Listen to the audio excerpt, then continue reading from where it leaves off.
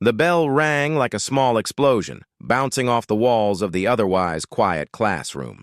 The usual shuffle of students grabbing their backpacks, chattering about what they'd eat for lunch or who they'd sit with, filled the air. But in the farthest corner of room 2B, where light from the window painted soft squares on the floor, sat Eli, unmoving and unbothered by the noise.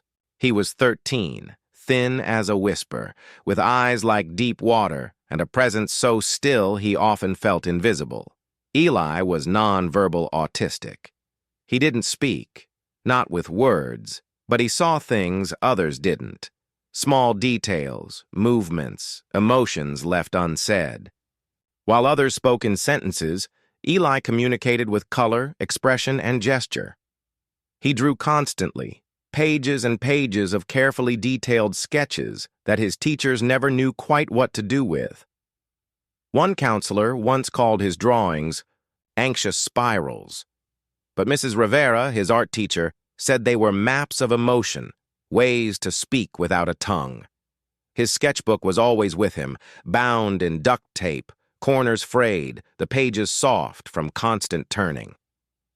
That Monday morning, the principal entered the class with a new student, a small girl, eyes wide, face pinched by fear or fatigue or both. Her name was Amira, and she was a refugee from Syria. She stood silently by the teacher's desk while the class whispered and turned to look. She wore a hijab too large for her tiny face. Her backpack sagged like it had bricks inside. She said nothing, only clutched the edge of her sleeve with nervous fingers.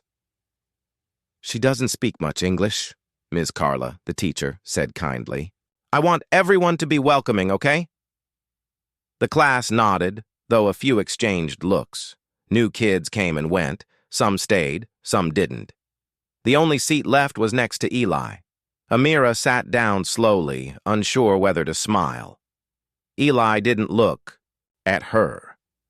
His pencil continued its dance on the page, this time drawing a forest of hands reaching toward a sun that had a single teardrop at its center. She peered sideways, curious. He noticed barely, but didn't flinch. Over the next few days, Amira stayed quiet. She spoke a few words in English, yes, no, bathroom, but mostly she watched. Eli watched too, though subtly. He noticed how her hands shook slightly when she opened her notebook. He saw how she blinked rapidly when others laughed, unsure if they were laughing at her. She understood nothing and everything at once. On Wednesday, something shifted. Eli had dropped his pencil. Amira picked it up and handed it to him, not directly, but slowly, placing it on the desk between them with a small nod. He paused, unsure. Then he drew something. A bird. Small, puffed chest, mid-flight. He tore the page out and slid it to her. She stared at it, mouth parted. "Thank you," she whispered, in Arabic. Eli didn't understand the words, but he understood. The look. From that moment on, they began to speak, not in words but in pictures. Every day, Eli drew something and passed it to her. Sometimes it was an animal. Sometimes it was a scene. Once, it was a girl standing in front of a storm with lightning bolts stitched into her coat. Amira stared at that one for a long time. Then, tentatively, she took out her pencil and added to it a small sun peeking out from behind the storm. It was the first time anyone had ever drawn on Eli's work. He didn't mind. The silent conversations grew. Amira began sketching on her own. She wasn't as practiced as Eli, but her images were expressive, simple drawings that held volumes of emotion. She showed him a drawing of a broken house with a missing roof. He replied with a picture of two kids building a shelter from blankets. They never spoke aloud, but they understood each other better than anyone else could. They made a language, all their own. One day, while Eli waited in the library after school, Amira entered hesitantly, holding a small paper in her hand. She placed it in front of him.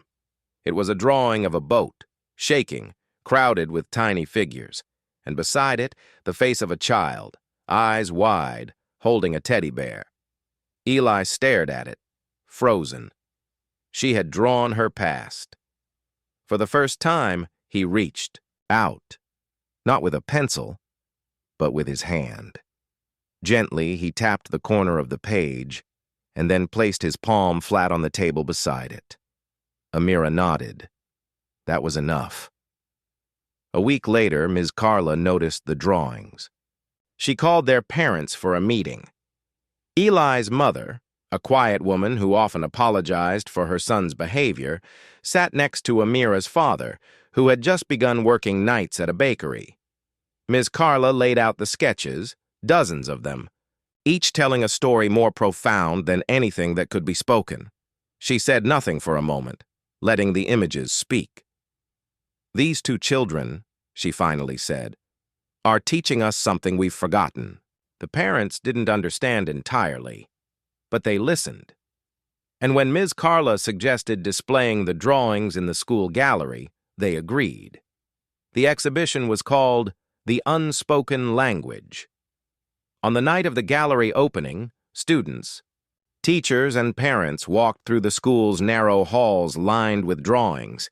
Each image was marked only by the artist's initials, EA and AS, to keep the focus on the art itself. Visitors whispered, paused, and stared. Some cried. One woman said, "I've never seen pain drawn like this." A teenager murmured, "I feel seen."